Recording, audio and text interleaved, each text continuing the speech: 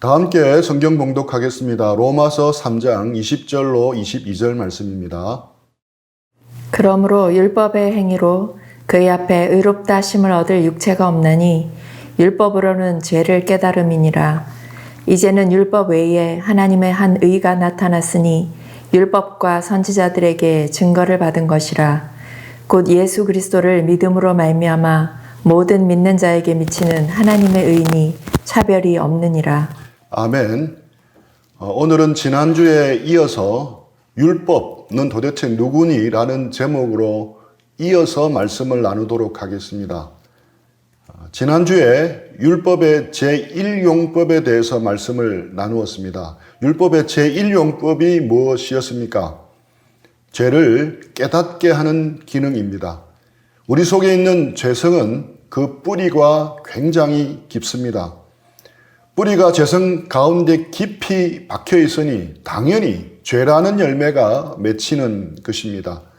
뿌리에서 빨아들이는 것이 죄성이니 자연스럽게 죄라는 열매가 맺히는 것입니다. 단 나무마다 열매의 종류와 크기가 다르듯이 사람마다 드러나는 죄의 종류와 크기만 다를 뿐입니다. 지난 시간에 말씀드린 대로 예루살렘에서 열린 아히만의 재판을 지켜본 한나 아렌트의 말을 우리는 명심해야 합니다. 악의 평범성입니다. 타고난 악마성을 가진 사람만이 악을 행하는 것이 아닙니다.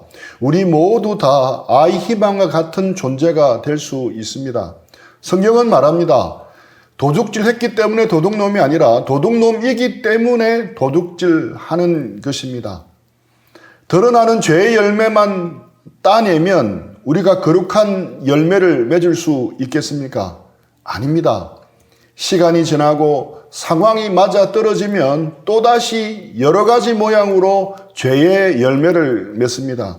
왜냐하면 우리 마음은 가득한 죄성에 깊이 뿌리를 내리고 있기 때문입니다.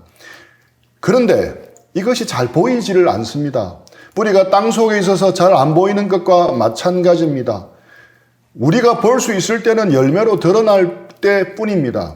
율법은 그 보이지 않는 우리 속에 있는 죄성을 보게 합니다. 치과의사의 작은 거울처럼 손전등처럼 다림줄처럼 보여주는 역할만 합니다. 율법은 혼과 영과 관절과 골수와 마음의 생각과 같이 드러나지 않는 내면을 MRI처럼 다 드러내어주는 역할을 합니다. 로마서 7장 8절 말씀입니다.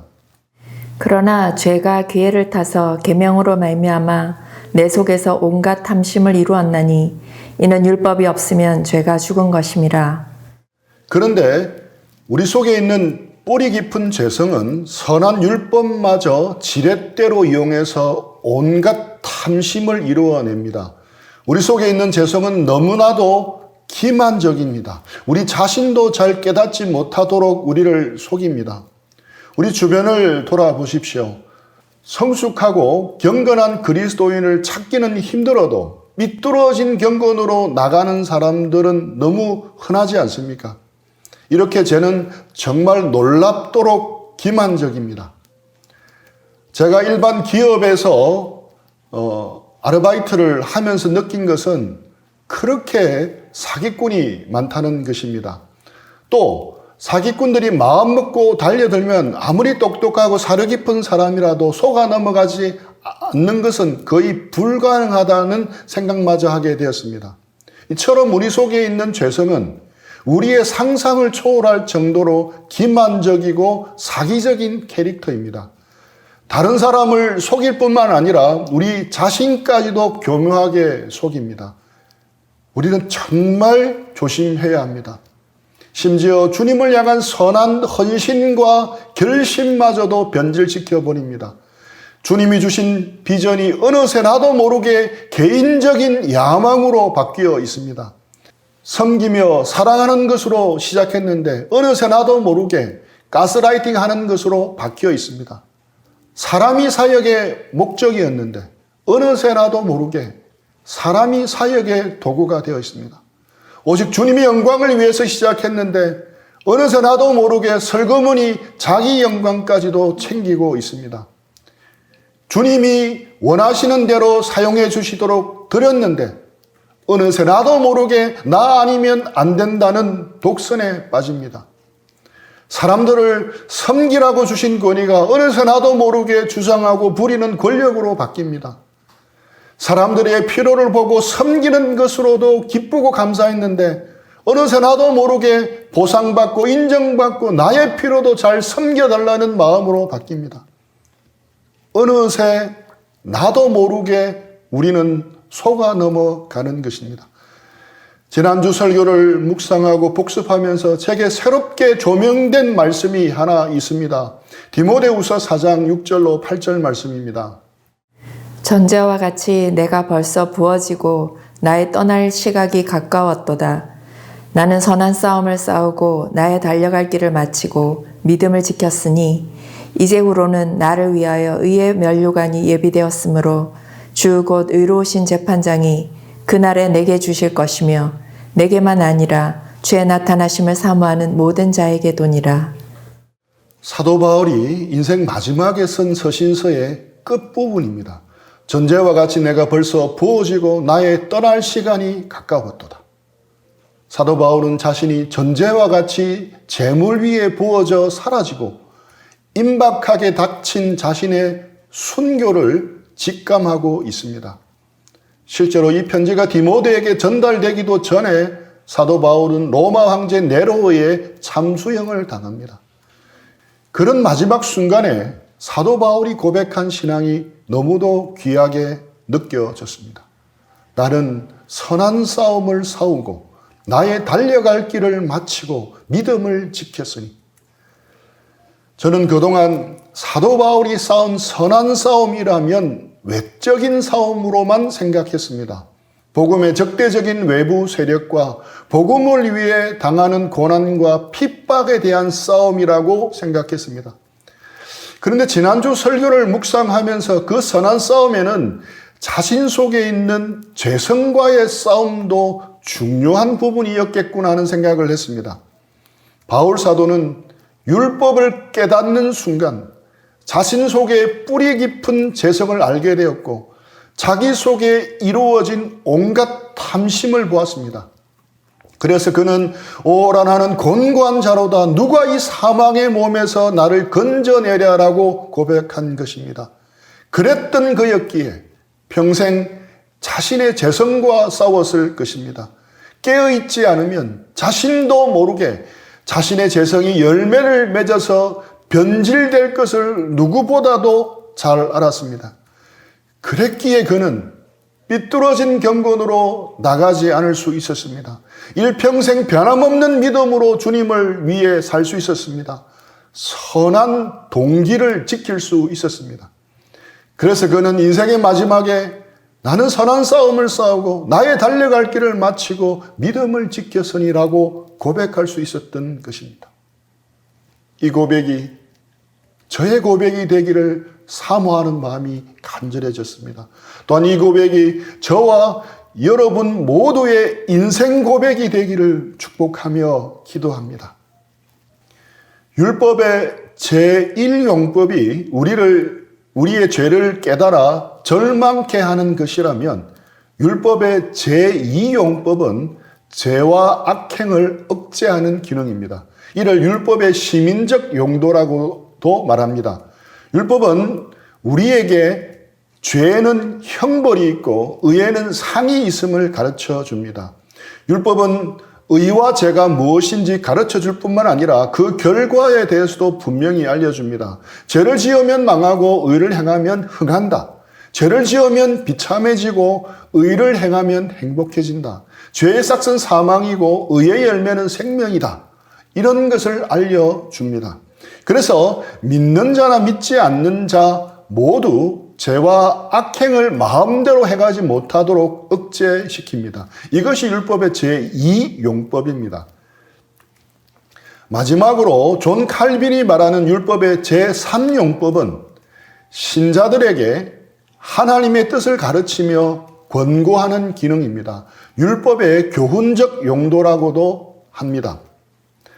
우리는 율법을 통해서 하나님을 섬기는 삶이 무엇인지, 하나님께 기쁨이 되는 삶이 무엇인지, 하나님의 기대 수준이 어떠한지를 제대로 알 수 있습니다.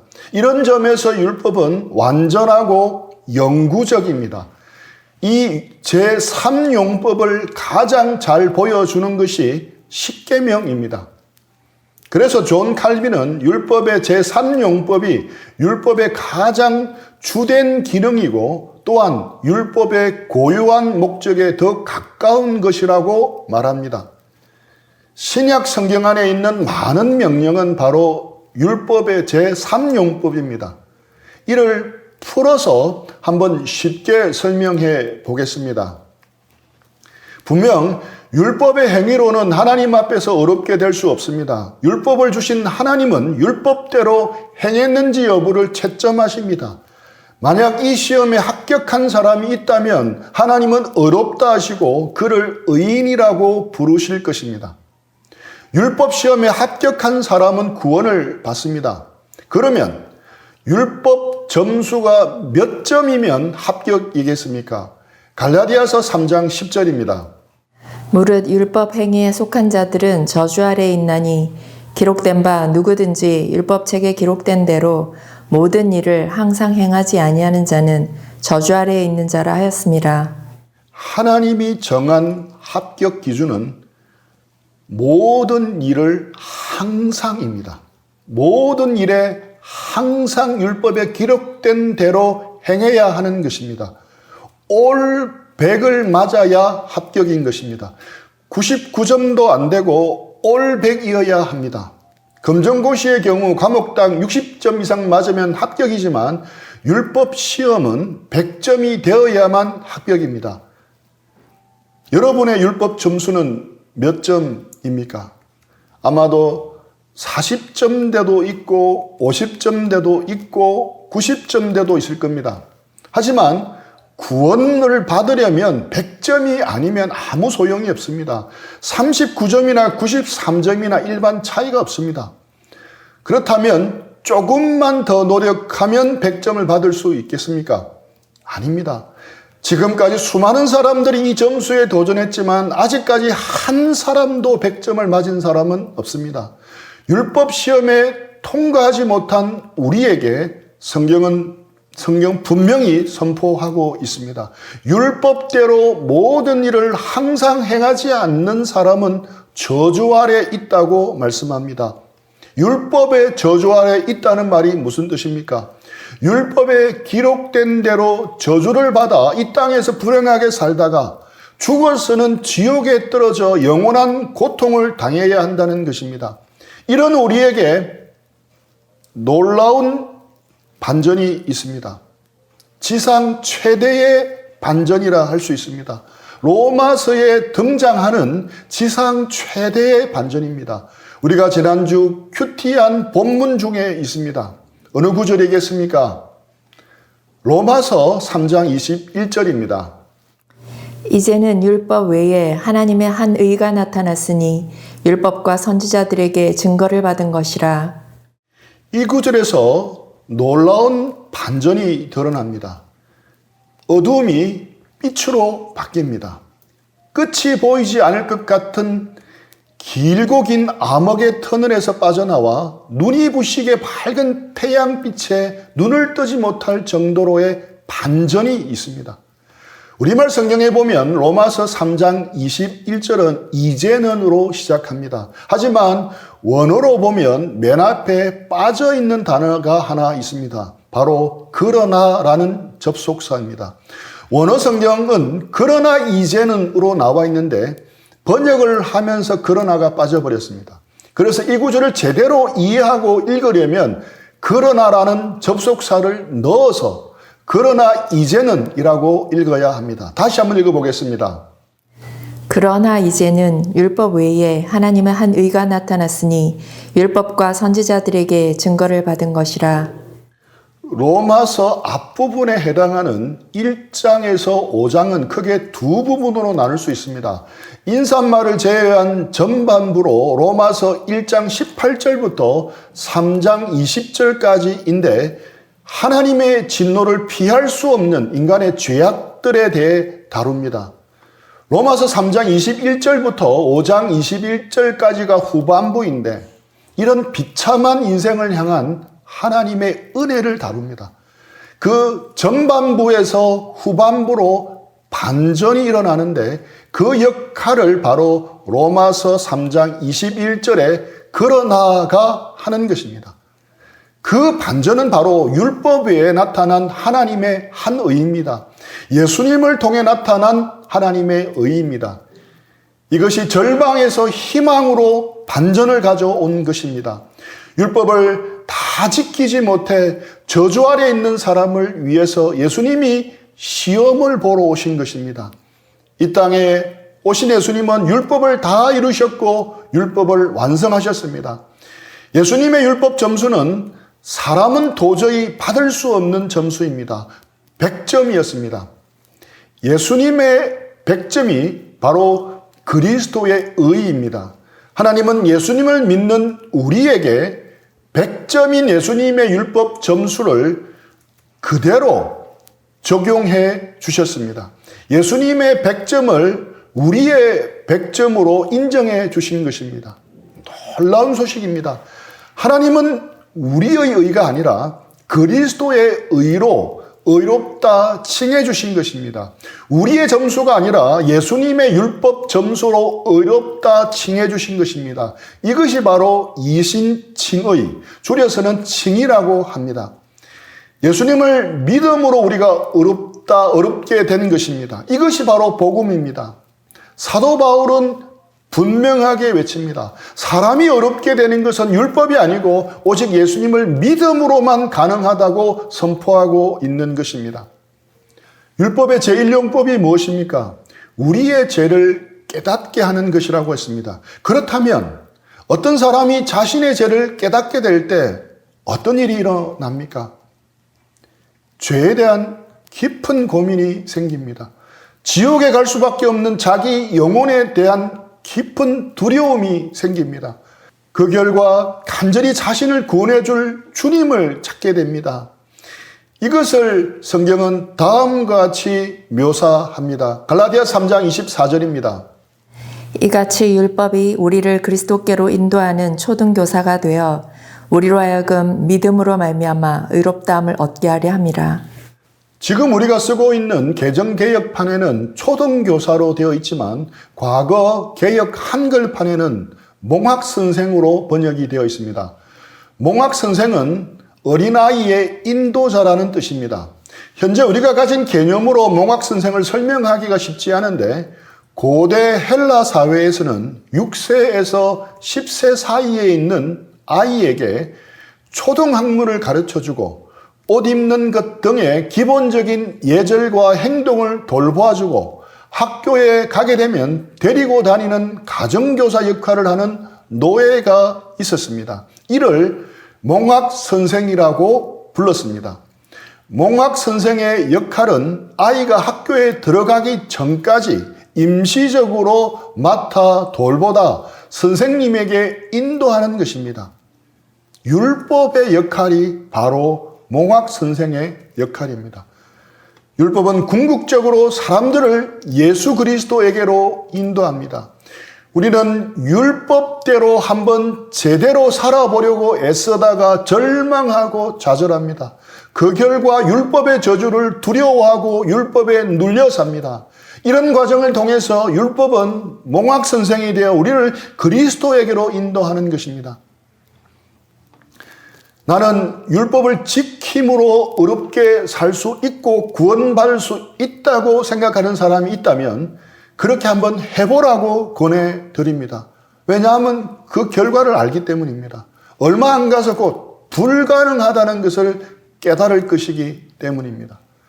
우리는 율법을 통해 우리 자신의 죄성에게 절망해야 합니다. 완전 절망해야 합니다. 폭망해야 합니다.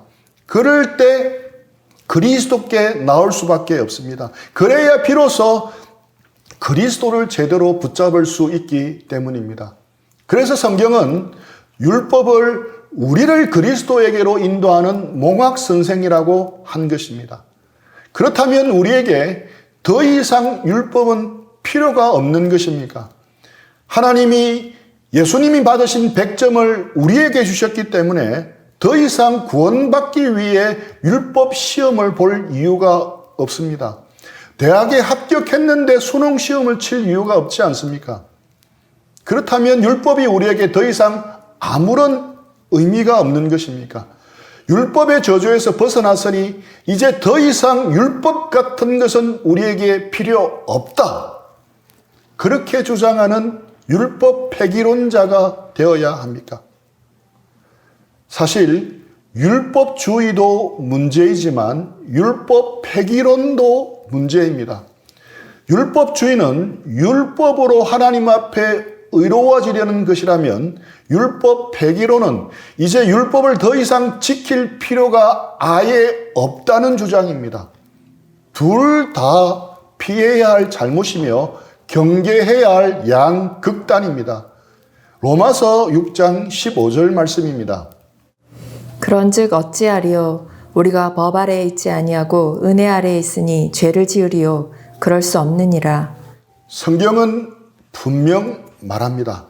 은혜 아래에 있으니 죄를 지으리요 그럴 수 없느니라 라고 단호하게 말씀합니다. 바울은 도리어 율법을 굳게 세워야 한다고 강조하고 있습니다. 마태복음 5장 17절입니다. 내가 율법이나 선지자를 폐하러 온 줄로 생각하지 말라. 폐하러 온 것이 아니요 완전하게 하려 함이라. 예수님도 율법을 폐하러 오신 것이 아니라 완전하게 하려 오셨습니다. 마태복음 5장 19절입니다. 그러므로 누구든지 이 계명 중에 지극히 작은 것 하나라도 버리고 또 그같이 사람을 가르치는 자는 천국에서 지극히 작다 일컬음을 받을 것이요 누구든지 이를 행하며 가르치는 자는 천국에서 크다 일컬음을 받으리라. 예수님은 지극히 작은 것까지도 모든 율법을 행하고 가르치라고 명령하십니다. 예수님은 우리가 받을 수 없는 율법 점수를 대신 받아 그 점수를 우리에게 주신 분입니다. 그 점수로 우리를 의롭다고 칭해 주시고 예수님은 우리를 율법의 행위로부터 자유하게 해주신 분입니다. 그런 예수님이 우리에게 율법을 행하고 가르치라고 하는 것이 당혹스러울 수도 있습니다. 예수님은 왜 우리에게 율법을 행하고 가르치라고 하셨겠습니까? 그리스도의 의로는 부족해서 우리의 의를 가지고 보충하기 위해서입니까? 아닙니다. 구원에 우리가 보태야 할 율법의 행위가 필요하기 때문입니까? 아닙니다.